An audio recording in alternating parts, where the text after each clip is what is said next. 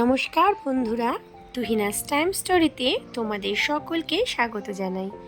আমার সকল বন্ধুরা কেমন আছেন? আমি খুব ভালো আছি। বন্ধুরা, আজ আমি আবারও একটি নতুন ব্লগের সাথে হাজির হয়েছি। তাহলে আজ আর দেরি না করে ব্লগটি শুরু করা যাক। এখন ঘড়িতে সময় হয়েছে 5:35 আর আজ হচ্ছে 1 জুন। তো আমরা আজ পরিবারকে নিয়ে যাচ্ছি দীঘা। তো আমরা যেভাবে গেছি তো তারই কিছু ক্লিপ আমি নিয়ে এসেছি আপনাদের সাথে শেয়ার করার জন্য। আমাদের ট্রেন ছিল সাঁতরাগাছি থেকে। আসলে আমরা হাওড়া থেকে ট্রেন না পাওয়ায় আমরা ট্রেনে টিকিট কেটেছিলাম সাঁতরাগাছি থেকে। আমাদের টিকিট ফেয়ার পড়েছিল যাওয়া আর আসা নিয়ে 640 টাকা। তো আমরা যথারীতি হাওড়া স্টেশনে যখন পৌঁছই তখন ঘড়িতে সময় হয়েছিল 5:15। তারপরে আমরা ওখান থেকে সার্চ করে দেখি যে হাওড়ার 11 নম্বর প্ল্যাটফর্মে আমতা লোকাল দিয়েছে। তো আমি, আমার হাজব্যান্ড, আমার মেয়ে, আমরা সেই প্ল্যাটফর্মের দিকে ধীরে ধীরে এগিয়ে যাই আর দেখি ওখানে একটি ট্রেন দাঁড়িয়ে আছে। তো তখন আমরা সেই যে ড্রাইভার ছিল ওনাকে জিজ্ঞাসা করি যে স্যার, এই ট্রেনটি কি সাঁতরাগাছি যাবে? তো উনি বললেন হ্যাঁ যাবে। আমার হাজব্যান্ড জিজ্ঞাসা করে যে কটার সময় ট্রেনটি ছাড়বে। তো তখন উনি বলেন যে 5:55-তে ট্রেনটা ছাড়ার টাইম। তো আমরাও দেখতে পাই যে হ্যাঁ ঠিকই 5:55 ছাড়ার টাইম। তো আমরা গিয়ে তাড়াতাড়ি করে উঠে বসি। তো তখন ট্রেন পুরোপুরি ফাঁকাই ছিল। এমনিও দেখলাম যে এখান থেকে যতগুলো ট্রেনই ছাড়ে সাঁতরাগাছির দিকের, ওদিকে বেশিরভাগ ট্রেনই দেখছি ফাঁকা। তো ফাঁকা ট্রেন দেখে উঠে বসলাম, একটা জানলার পাশে গিয়ে বসলাম। তো দেখছি ঘড়িতে 5:55 পার করে 6:20 হয়ে গেছে, তখনও ট্রেন ছাড়েনি। আমরা তো ওদিকে টেনশনে রয়েছি, কারণ যেহেতু আমাদের সাঁতরাগাছি থেকে ট্রেনের টাইম ছিল 8:10-এ। তো ভাবছি যে এখনও ট্রেন ছাড়লো না, কতক্ষণে গিয়ে পৌঁছবো কী জানি, আজকে আদৌ ছাড়বে কি না। তো তারপরে দেখলাম যে 6:24 নাগাদ ট্রেন ছাড়লো, মানে কতক্ষণ লেট। যাই হোক, তো আমরা ওখান থেকে ট্রেন যখন ছেড়ে দিল তো আস্তে আস্তে ট্রেনটি চলছিল, কিন্তু সময় নিয়েছে অনেকটাই।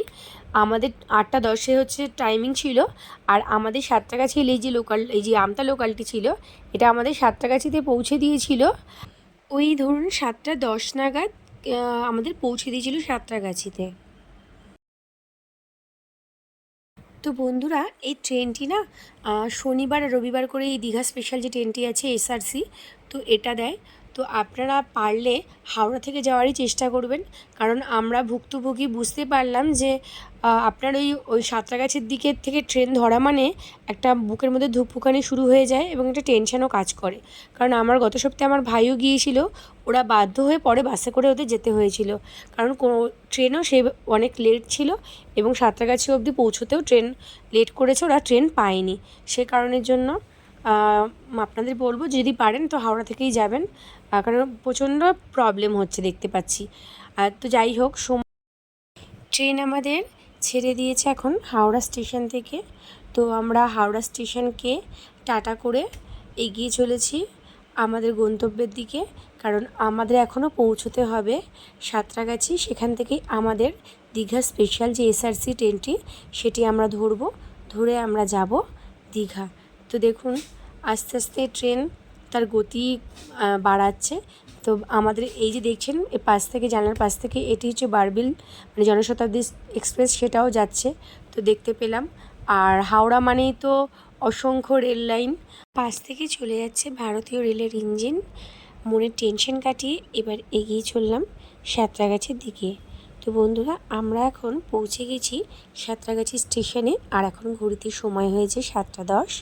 তো দেখছি যে একটা ট্রেন দাঁড়িয়ে আছে। তো আমার হাজব্যান্ডকে বললাম যে ট্রেন কি দিয়েছে? তো ও বললো না এখনও দেয়নি, 1 নম্বর প্ল্যাটফর্মে দেবে। তো তারপরে দেখতে পেলাম পিএনআর নাম্বার মিলিয়ে যে না, এই ট্রেনটি সেই ট্রেনটি যেটাতে করে আমরা যাব হচ্ছে দীঘায়। দীঘা স্পেশাল ট্রেন, এটা সানডে এবং স্যাটারডে দুদিনই সপ্তাহে ছাড়ে। তো দেখে তারপরে আমাদের কোচে আমরা উঠে বসি। তো আমাদের ছিল D2-তে।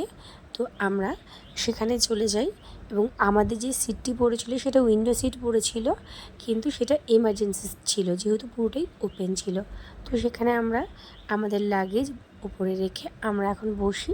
তারপরে আমার হাজব্যান্ড স্টেশনে নেমে 2 কাপ চা নিয়ে আসেন, কিন্তু তারই মধ্যে এই কাকু চা নিয়ে চলে আসেন, কিন্তু যেহেতু আমার হাজব্যান্ড বাইরে থেকে চা নিয়ে এসেছিলো তাই আর এনার থেকে খাওয়া হয়নি। তো আমাদের 2 কাপ চায়ের জন্য দাম পড়েছিল 20 টাকা। তো আপনারা পারলে স্টেশনে যদি সময় থাকে স্টেশন থেকেই খাবেন, কারণ আমরা এই কাকুর কাছ থেকে যখন ভেবেছিলাম নেব তখন দেখলাম 6 টাকার যে কাপগুলো হয় তো সেই কাপেই চা দিচ্ছে, কিন্তু দাম নিচ্ছে 10 টাকা। তো ট্রেনটি আমাদের ছেড়ে দেয় 8টা 10-এ টাইমিং ছিল, কিন্তু এই ট্রেনটাও একটু লেট করেই ছাড়ে। তো এই ছেড়েছিল মোটামুটি 8:30টার কাছাকাছি। তো ট্রেন তার নিজের গতি বাড়িয়ে এগিয়ে চলে নিজের গন্তব্যের দিকে। তো আমরাও মোটামুটি দেখতে দেখতে মানে আশেপাশের প্রাকৃতিক দৃশ্য দেখতে দেখতে আমরা এগিয়ে যাই। আর এই ট্রেনের না যে হল্টের যে জায়গাটি আছে সেটি 5টা স্টেশন, মানে 5টা জায়গায় দাঁড়াবে, তারপরে গিয়ে লাস্ট হচ্ছে দীঘা, মানে 5 নম্বরে হচ্ছে দীঘা। সব জায়গায় ট্রেনটি দাঁড়ায় না। তো সেই কারণের জন্য আর খুব মানে এদের টাইমিংটি হচ্ছে 3 ঘন্টা, মানে আপনার যদি 8:30টায় ছাড়ে তো ট্রেন পৌঁছবে 11:30, যেটা টাইমিংয়ে দেওয়া ছিল, কিন্তু 11:30টায় আমাদের ট্রেন পৌঁছয়নি। আমাদের 8:30টায় ছেড়ে ট্রেন পৌঁছেছিল 12টা 5-এ, মানে সেই ক্ষেত্রেও লেট ছিল। তো যাই হোক, আমরা দীঘা স্টেশনে চলে আসি। তো আসা মাত্রই দেখতে পাই চূড়াটা, মনটার মধ্যে খুবই ভালো লাগে আর কি চূড়াটা দেখে, যে পুরীর পরে যদি আর কোথাও জগন্নাথ মন্দির তৈরি হয়ে থাকে তো সেটা হচ্ছে আমাদের বাড়িরই কাছে, হাতের কাছে দীঘা। তো দেখে মনের মধ্যে খুব একটা আনন্দ হয়। তো দীঘার প্ল্যাটফর্ম থেকে আমরা এগিয়ে চলি বাইরের দিকে। তো দেখুন খুব সুন্দর করেছে এখন প্ল্যাটফর্মটি, তো লোকজন প্রচুর। তো আমরা ধীরে ধীরে এগিয়ে চলি, যেহেতু আমরা সানডের দিন গিয়েছিলাম তো সেই কারণের জন্য লোকের ভিড়টা একটু বেশি ছিল, আর তাই আমরা আস্তে আস্তে এখান থেকে বেরিয়ে আমরা বাইরের দিকে চলে আসি। তো বন্ধুরা একটা কথা বলবো, সেটা হচ্ছে এখানে যে টোটোওয়ালাদের যে রমরমা যে ব্যাপারটা আছে এটা খুবই খারাপ লেগেছে আমার। কারণ এখানে আপনি একজন আসুন বা দুজন আসুন বা 5 জন আসুন, তো আপনার স্টেশন থেকে দীঘা স্টেশন থেকে ওল্ড দীঘা বলুন বা আপনার নিউ দীঘা, ওল্ড দীঘা থেকে নিউ দীঘা বলুন, ওদের চার্জেস হচ্ছে 100 থেকে 150 টাকা। আপনি যতই দরাদরি করুন সেখানে ওরা কম করে না। যেটা 20 টাকা ভাড়া সেটা ওরা 100 এবং 150 করেই নেয়। তো আমি বহু টোটোওয়ালার সাথে আলোচনা করেছিলাম এবং বহু টোটোওয়ালাকে এবং অটোওয়ালাকেও আমি বলেছি যে ভাড়া তো 20 টাকা, তো আপনারা 100-150 করে কেন নিচ্ছেন। আর আমাদের হোটেল যেহেতু ব্যারিস্টার কলোনিতে ছিল, তো সেহেতু আমাকে নামানোর কথা ছিল ওল্ড দীঘা সি বিচের কাছে। তো ওরা সে কারণে আমার কাছ থেকে নিয়েছিল 150 টাকা, যেটা খুবই খারাপ লেগেছে। এবং ওরা লাইনে এখন আর এই সিস্টেমটা দীঘাতে নেই, যে আগে যেমন আমরা অহরহ পেয়ে যেতাম টোটো অটো 20 টাকা করে, এখন সেটা আর উঠে গেছে। ওরা এখন নিজেদের রমরমা রাজত্ব চালাচ্ছে, যেটা খুবই খারাপ এখন দীঘার জন্য। এখন দীঘাতে টোটো অটো স্ট্যান্ড থাকা সত্ত্বেও ওরা ওদের 20 টাকার চার্জেস আর নেয় না, 100-150তেই আসে। তো যাই হোক, আপনারা যদি পারেন বার্গেনিং করে উঠবেন। তো আজকের এই ব্লগটি এখানেই শেষ করছি, আসছি নতুন ব্লগের সাথে।